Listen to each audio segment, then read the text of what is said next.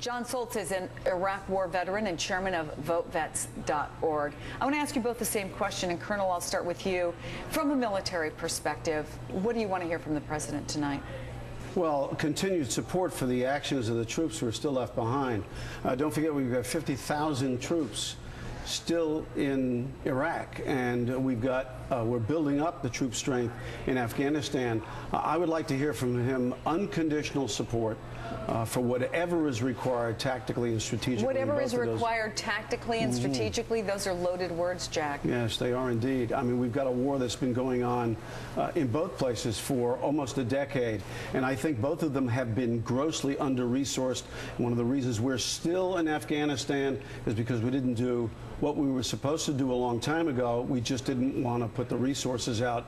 I think basically the withdrawal the president's talking about is political, and I don't think that we're going to hear what I think we ought to hear. Well, John, I'm wondering what you want to hear. There's been a lot of talk among Republicans and John Boehner, the minority leader in particular, about wanting the president to give credit to George Bush for the surge. What do you want to hear tonight? Well, I mean, look, I think the surge obviously is a strategic failure because we don't have a political resolution in Iraq, and as these troops come out, I want to hear the president be honest that combat operations in Iraq are not over, that there are infantrymen, tankers, artillerymen, special forces troops on the ground that are combat troops embedded with the Iraqi units. There's 50,000 of them in combat. It would be a huge political error for him to somehow try to explain to the American public that the American combat operations in Iraq are over. I was in Iraq in 2003, just after George Bush had basically, played dress up on that aircraft carrier and said mission accomplished. And it's a very hard thing when your commander-in-chief's out there saying you're not in combat when you are. Troops are still going to be getting war medals. They're still going to be getting combat patches.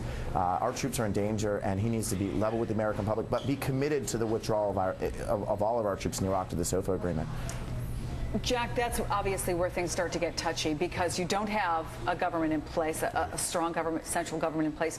You have serious questions about the trained Iraqi troops and their ability to provide security. So what does the president realistically need to say?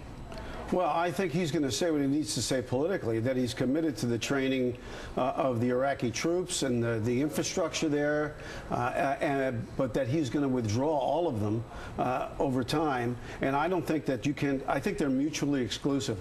I was an advisor in Vietnam and was one of the last people to be extracted from Vietnam, last combat soldiers to be extracted from Vietnam in 1973. I was in the field at the time with the Vietnamese Airborne Division. I can tell you that that's not easy work. And it's something that's not going to take just the next 14 months or so. I think the president is trying to fool everybody if he says this is going to be easy going. John's absolutely right. We've got a lot of work to do, and it's not just going to take the next 18 months. You know, he went, John, today to Texas to talk to the soldiers and to congratulate them on the work they've done. Is there something that we should look at and feel that we have left Iraq in some ways better than when the first troops went in? You know, that's a real loaded question, and I know you just asked the colonel, and he said his answer was loaded. People ask me that all the time. How do you feel? You know, as someone who fought in the war, I think it's a war that should never have been fought. If you were to ask a Kurd in the north, they would be grateful that Saddam Hussein is no longer in charge, who was brutal to Kurds in the north or to Shia in the south. So, you know, that's a very loaded question. Also, I think from a humanitarian standpoint, I think you can make an argument that removing Saddam Hussein was a good thing. I think from a national security argument, from an overextension argument, from what it's done to the American military to what it's done to this country economically and the amount of money it's cost on a cost analysis, it's been a huge failure. Jon Soltz, Colonel Jack Jacobs, always good to hear from both of you, and maybe we'll talk tomorrow after we hear from the president. Thanks.